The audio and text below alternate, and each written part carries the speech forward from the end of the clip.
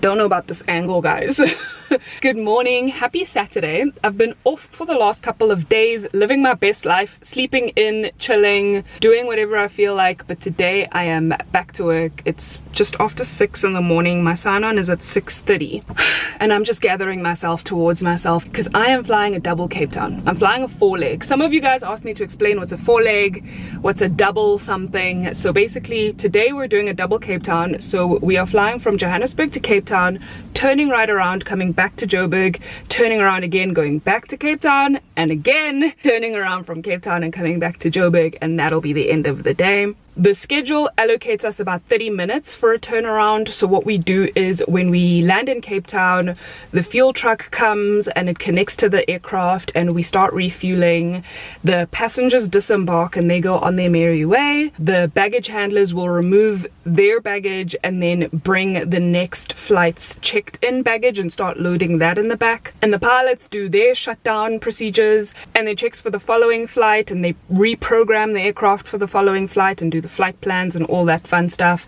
The captain does a walk around, and then in the cabin, after the last passenger has gotten off, the cabin gets cleaned. So we empty out the bins, we make sure that the seat pockets are emptied out of trash and all that stuff, which, by the way, if you're ever on a flight, please try to hand your flight attendant as much of your trash as possible, because then it minimizes everything like that she has to do during the turnaround. Once everything is tidied up, we check, make sure that the toilet is also clean and flushing and all that stuff. The lavatory service comes up to the aircraft as well, so it'll drain whatever was in the toilet and then it will put new potable water into the toilet system, and it'll fill up the potable water for the galley depending on the aircraft you're flying on. Oh, also during the turnaround, I forgot to mention, we do some safety and security checks after the passengers have gotten off, just to make sure that no one has left anything behind, especially things that are valuable. Like, I've had so many people leave like Kindles on board, wallets on board, cell phones,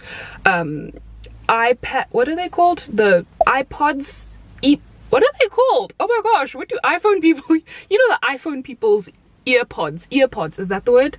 I think so. Anyway, people forget those on board, like a watch randomly, like a kid's toy or a pillow or something like that. We make sure that we hand that over to the ground staff as well, so that they can get that over to the passenger. Yeah, once everything is tidy and good to go, we call for boarding. So then the gate agents, at that time, usually by the time we land, usually the gate agents are already putting the new passengers onto the bus so that they don't have to wait a long time once they actually get the thumbs up from us. And then once we do give them the thumbs up, the bus drives over to the aircraft and then we board for the next flight, and it's another good morning, welcome, you're seated at such and such, can I please see your boarding pass, your luggage won't fit in the overhead bin. Once the captain says I can close up the main passenger door, we close it up, and then I do my demo, which is when I share the safety information to passengers, secure the cabin, make sure everybody's seatbelts are on, all the passengers that need to be briefed are briefed, we make sure people are not on their phones anymore. At my airline, earphones have to be out of ears for the takeoff. I make sure that my galley is also secure, so the trolleys are stowed properly and everything is latched. And then yeah, I take up my jump seat, I make sure the pilots know that the cabin is secure, and then by that time we're usually on the runway and we're taking off for the next flight. So that's just a quick brief breakdown of what I do. I just thought maybe you guys would be interested in knowing what that looks like. But yeah, for now I'm about to head inside and brief with my pilots, and they'll let me know how many passengers I'm expecting, what the weather's gonna look like, how long the flights are expected to be based off of like the weather conditions, the wind, if we're gonna have a tailwind or a headwind, and all of these things that we need to remember. And then we go over some like safety stuff, procedural stuff, security stuff, and yeah, that's pretty much my job in a nutshell. I'm back on my Delta, baby.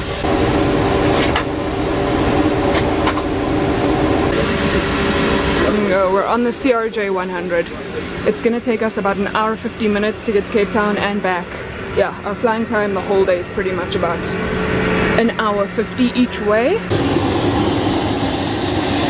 We just came through with 14 passengers. I think we're expecting 20 passengers going back, but we'll see. I haven't received the final figure yet, but but it is overcast here in Cape Town. The passengers were fine, most of them were asleep.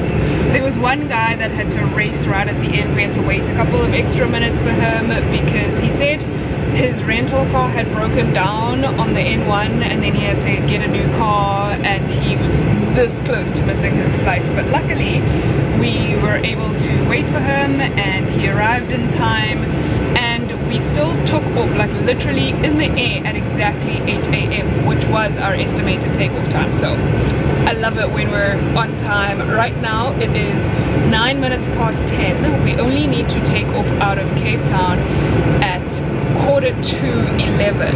So we have about 35 minutes. So hopefully they've already called. I think that might be my bus with my passengers for the next flight actually. So I'm gonna go ahead and board, and hopefully we can leave here early as well.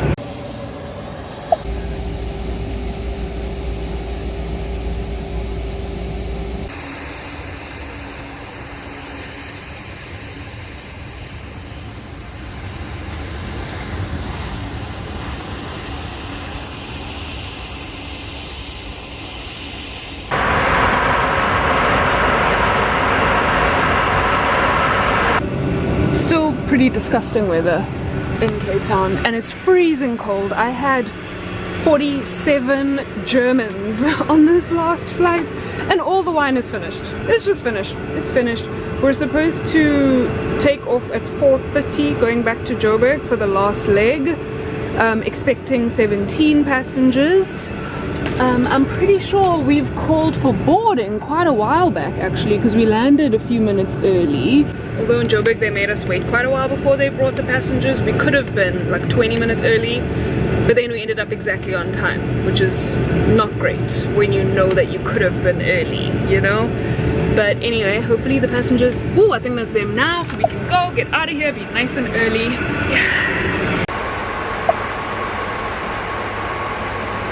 I just got home and I realized I never told you guys about my last sector. So basically on the last flight we brought back 17 passengers, and actually 2 of them were passengers that I'd taken down on the first flight in the morning, including that guy that was running late. This time he was perfectly on time, we didn't have to wait for him. And yeah, we ended up landing exactly at 6:25, and our anticipated landing time had been 6:30, so we were about 5 minutes early, which is nice.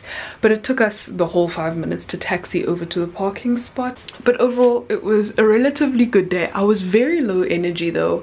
My boiler in the galley wasn't working, so I didn't have any hot water, and catering couldn't give me like a flask, a portable flask of hot water. They didn't have any, so I was just like struggling. I was surviving off of the only cup of coffee that I had this morning on my drive to work, and I definitely needed a couple more than that, or a Red Bull or something, but I didn't get anything. But you know what, I survived. I made it. Everybody was really nice. My crew were awesome. We worked together really well. I signed off about an hour. What's the time? It's about 20 past 8 now. I've been home for the last 10-15 minutes. I've changed and I'm just trying to take my face off so that I can go cuddle on the couch and watch some TV. But that is my Saturday. Thank you guys so much for coming along with me. I'll see you on the next one.